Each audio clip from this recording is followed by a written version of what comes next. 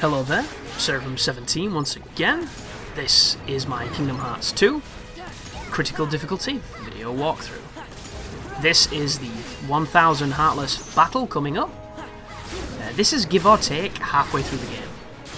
If you're a speedrunner, that's not true. But we're not speedrunner. Well, I'm not a speedrunner. This is not intended for speedrunning purposes, or you're going to have a rather tough time getting a decent record if you're following this, because the speedrun strats are considerably different. However, very effective, and I've said this a few times, but it's true, and thus it needs to be said again. If you're ever looking for a really great way to get through any part of a game that you're having trouble with, and I don't have a video for it, or you can't find a good video for it, check out the speedrunners. If there's anybody who's put a lot of time into the game and found the ultimate cheesy, awesome way to get past everything, it'll be those players. Because their communities are as niche as it gets. They're literally looking for any way to shave a fraction of seconds off of fights, and that's once they've already boiled it down to pretty much as streamlined as it can be. So if you're ever looking for a strategy, or if you're ever looking for increased knowledge, that's what I recommend. And it's kind of funny, I get accused quite a lot by people, like they're trying to usurp me somehow, they're trying to expose me as if I steal strategies from other people. And it's generally along the lines of, if I ever comment on a video that's on the same kind of game as I'm making a walkthrough to, I'll have the genuine accusation from somebody who perhaps doesn't like me, or just likes to try and find holes or grand conspiracies when really there's nothing but the internet and all the uncivility it attracts. So I get a bit of that, but it doesn't really bother me because I'm honest, and I'm honest to myself, and I care what I think, not so much what other people think. And I know that sounds incredibly selfish, but it's the way you have to be in life, folks. If you worry too much about what other people think, you'll probably never speak or sleep again.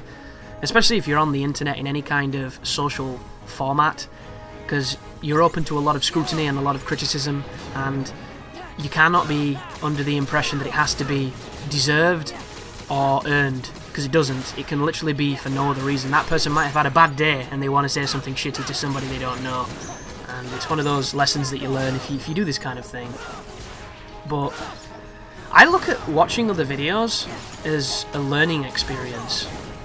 You know, it doesn't have to come from me, the best strategy to do something.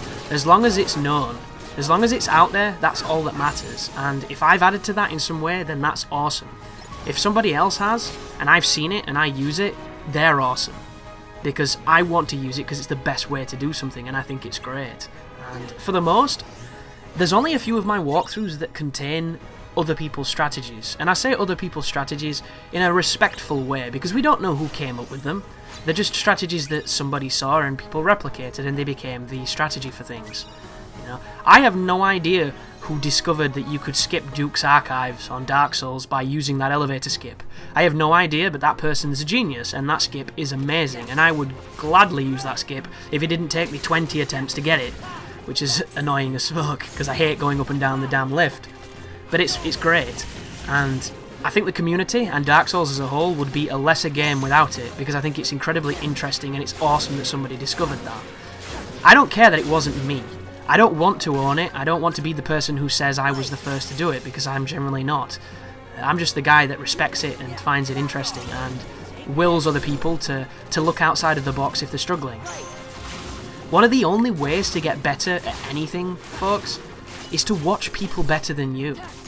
That's the whole point of things. You know, that's the whole conceit of master and apprentice.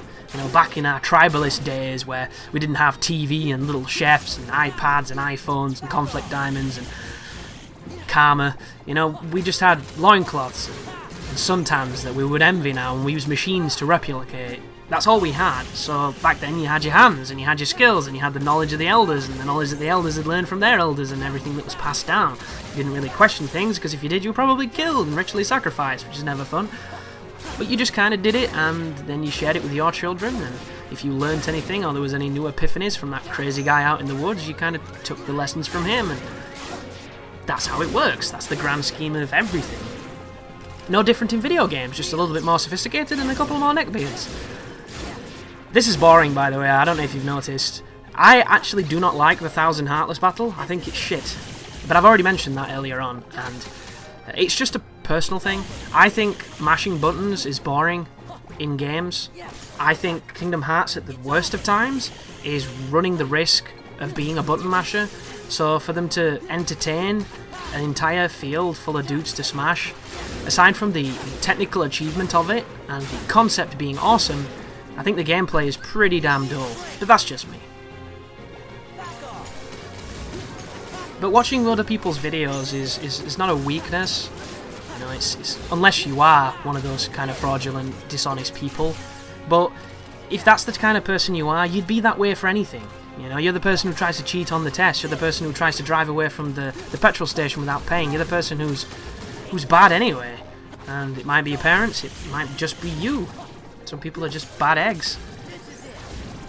But it doesn't make the person who's watching someone else's video to try and get better any less of a person or any less of a gamer. It just means that they're modest enough to accept that they're not the best.